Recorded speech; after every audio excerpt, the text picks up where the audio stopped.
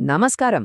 వలస పాలకులు సృష్టించిన ఒకే ఒక్క పదం ఏకంగా 84 మిలియన్ల కంటే ఎక్కువ మంది విభిన్న ప్రజలను ఒకే గాటిన ఎలా కట్టేసిందో తెలిస్తే మీరు నిజంగా ఆశ్చర్యపోతారు. ఈనాటి మన విశ్లేషణలో అసలీ ట్రైబ్స్ లేదా గిరిజనులు అనే భావన వెనుక ఉన్న అసలు వాస్తవాలు, చారిత్రక పరిణామాలు, అలాగే వారి ప్రస్తుత రాజకీయ గుర్తింపుల గురించి చాలా డీప్గా మాట్లాడుకుందాం. సరే, ఈ విశ్లేషణలో మనం ప్రధానంగా 6 అంశాలను కవర్ చేయబోతున్నాం.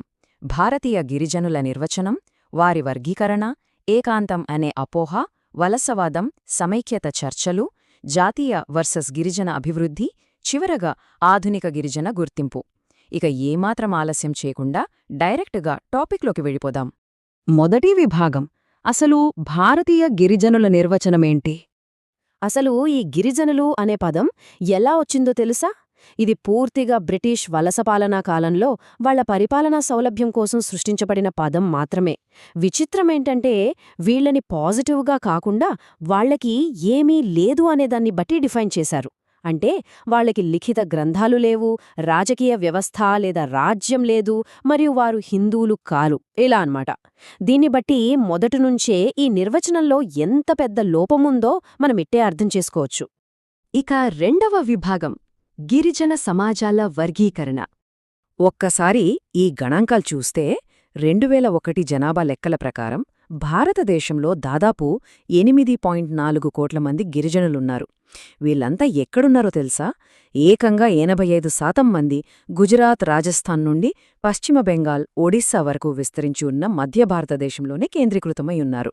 ఒక 11% మంది ఈశాన్య రాష్ట్రాల్లో ఉంటే మిగిలిన 4% దేశమంతటా చెదురుమదురుగా ఉన్నారు. ఈ నంబర్స్ చూస్తుంటే అసలు ఇది ఎంత భారీ జనాభానో మనకు స్పష్టంగా తెలుస్తుంది కదా. మరి ఇంతమందిని ఎలా వర్గీకరిస్తారు? సాధారణంగా వారి భాష, శారీరక లక్షణాలు, పరిమాణం ఆధారంగా చూస్తారు. ఇక్కడ వైవిధ్యం ఏ రేంజ్లో ఉంటుందంటే వీరు భాషాపరంగా ఆస్ట్రిక్, టిబెటో బర్మన్ నుండి ఇండో ఆర్యన్ వరకు అనేక భాషలు మాట్లాడతారు. శారీరక లక్షణాల్లో కూడా చాలా భిన్నత్వం ఉంది. ఇక జనాభా పరిమాణం చూసుకుంటే అండమాన్ దీవుల్లోని గిరిజనులు కేవలం వందల సంఖ్యలో ఉంటే అదే గోండులు, భిల్లులు, సంతాళ్ళు ఏకంగా మిలియన్ల సంఖ్యలో ఉన్నారు. ఇంత డైవర్సిటీ ఉన్న ప్రజలను కేవలం ఒకే ఒక్క పదంతో పిలవడం ఎంత కష్టమో ఆలోచించండి.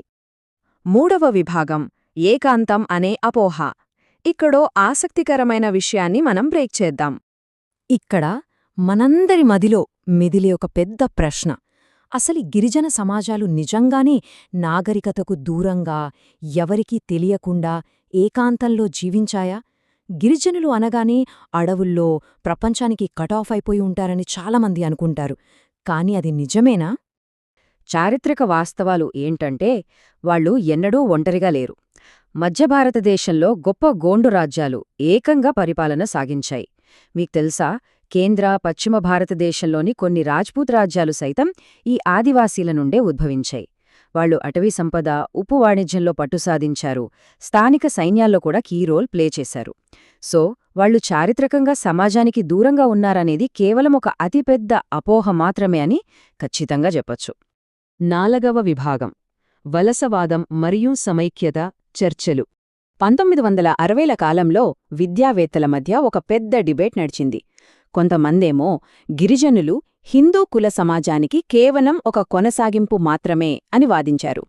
కానీ ఇంకొంతమంది వాదనేంటంటే కాదు, వాళ్లు పూర్తిగా భిన్నమైనవారు, వాళ్లలో సమానత్వముంటుంది, బంధుత్వాలకు విలువిస్తారు, హిందూ సమాజంలో కనిపించే పవిత్రత, అపవిత్రత లాంటి భావనలు వాళ్లలో అస్సలు ఉండవు అని స్పష్టం చేశారు. ఇప్పుడు మనం చూస్తున్న ఈ స్లైడ్ గురించి ఒక ఇంట్రెస్టింగ్ పాయింట్ ఏంటంటే సామాజిక సమీకరణ లేదా ఏకీకరణ ఎలా జరుగుతుందో ఇది కళ్లకు కట్టినట్లు చూపిస్తుంది. ఈ గిరిజన గ్రామ సంతను గమనించారా? గిరిజనులు ఇతర సమాజాలతో ఎలా మమేకమవుతున్నారో, వాణిజ్యం, స్థిర వ్యవసాయం వైపు ఎలా మళ్లారో అన్నది ఇలాంటి ఉత్సవాల్లో మనకు ప్రాక్టికల్గా కనిపిస్తుంది. అయితే ఇది కేవలం అకాడమిక్ డిబేట్ మాత్రమే కాదు. 1940లలో స్వాతంత్ర్యానికి ముందు ఒక తీవ్రమైన రాజకీయ చర్చ కూడా నడిచింది. ఒక వర్గం వారు, అంటే ఏకాంతవాదులు, గిరిజనులను వ్యాపారులు, మిషనరీల దోపిడీ నుండి రక్షించి వేరుగా ఉంచాలన్నారు. కాని ఏకీకరణవాదులు మాత్రం అదేం కాదు, వాళ్లు కేవలం వెనుకబడిన హిందువులు, వాళ్లకి సంక్షేమ పథకాలిచ్చి మెయిన్ స్ట్రీంలో కలపాలి అని వాదించారు. ఈ చర్చలు నాటి రాజకీయాలను బాగా ప్రభావితం చేశాయి. 5వ విభాగం జాతీయ అభివృద్ధి వర్సెస్ గిరిజన అభివృద్ధి. స్వాతంత్ర్యం వచ్చాక ఏం జరిగిందో చూద్దాం. దేశాభివృద్ధి కోసం భారీ డ్యాంలు, ఫ్యాక్టరీలు నిర్మించడం మొదలుపెట్టాం. అయితే ఇక్కడే అసలు సమస్య వచ్చింది. ఖనిజాలు, అడవులు ఎక్కువగా ఉన్నది గిరిజన ప్రాంతాల్లోనే. కాబట్టి ఆ జాతీయ అభివృద్ధికి భారీ మూల్యం చెల్లించింది కూడా ప్రధానంగా వారే. నర్మదా నదీ ప్రాజెక్ట్ లాంటి వాటివల్ల ఎంతో మంది వాళ్ల సొంత భూముల నుంచి నిర్వాసితులయ్యారు. ఉమ్మడి అడవిపై హక్కుపోయి ప్రైవేట్ ఆస్తుల విధానం రావడం వాళ్ల జీవన విధానాన్ని పూర్తిగా దెబ్బతీసింది. ఈ నెంబర్ చూస్తే మీరు నిజంగా షాకవుతారు. కేవలం ఒకే ఒక్క దశాబ్దంలో త్రిపురలాంటి రాష్ట్రంలో గిరిజనుల జనాభా శాతం ఏకంగా సగానికి పడిపోయింది. అంటే 50% తగ్గిపోయింది. బయటివాళ్ల వలసల వల్ల స్థానిక జనాభా భౌగోళిక, సాంస్కృతిక ఉనికికి ఎంత ముప్పు వచ్చిందో ఈ ఒక్క గణాంకం చూస్తే మనకు స్పష్టంగా అర్థమవుతుంది కదా. చివరిగా 6వ విభాగం ఆధునిక గిరిజన గుర్తింపుల రూపకల్పన. ఈ స్లైడ్లోని ఆందోళన చేస్తున్న మహిళల చిత్రం ఒక అద్భుతమైన వాస్తవాన్ని వివరిస్తోంది. అదేంటంటే, నేటి గిరిజన గుర్తింపు అనేది కేవలం వాళ్ల పాత సంప్రదాయాల వల్ల మాత్రమే రావడం లేదు.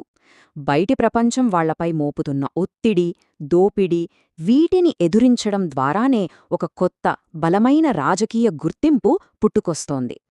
ఈ నేళ్లవాళ్ల పోరాటాల వల్లే ఎన్నో మార్పులొచ్చాయి. ఝార్ఖండ్, ఛత్తీస్గఢ్ లాంటి ప్రత్యేక రాష్ట్రాలు ఏర్పాటయ్యాయి. అలాగని అన్నీ సాల్వ్ అయిపోయాయా అంటే లేదు. ఈశాన్య రాష్ట్రాల్లో ఇప్పటికీ పౌర హక్కుల సమస్యలు, నిరసనలు కొనసాగుతూనే ఉన్నాయి. ఇంకో పక్క రిజర్వేషన్ల కారణంగా గిరిజన సమాజంలో ఒక కొత్త, చదువుకున్న మధ్యతరగతి వర్గం వేగంగా ఎదుగుతోంది. ఇది సమాజంలో సరికొత్త రాజకీయ సమీకరణాలకు దారితీస్తోంది. మరి ఇదంతా చూశాక మనకొచ్చే ఒక పెద్ద ప్రశ్నేంటంటే, ఒకవైపు కొత్తగా ఎదుగుతున్న విద్యావంతులైన మధ్యతరగతి వర్గం, మరోవైపు అట్టడుగున ఉన్న పేద గిరిజనులు. ఈ పెరుగుతున్న అంతర్గత విభజనలు భవిష్యత్తులో గిరిజన గుర్తింపును, అలాగే మన భారతీయ రాజకీయాలను ఎలా మార్చబోతున్నాయి?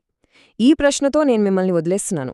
భారతీయ సమాజంలోని ఈ సంక్లిష్టతను అర్థం చేసుకోవడానికి మన ఈనాటి విశ్లేషణ మీకు ఒక మంచి పునాదిగా నిలుస్తుందని ఆశిస్తున్నాను.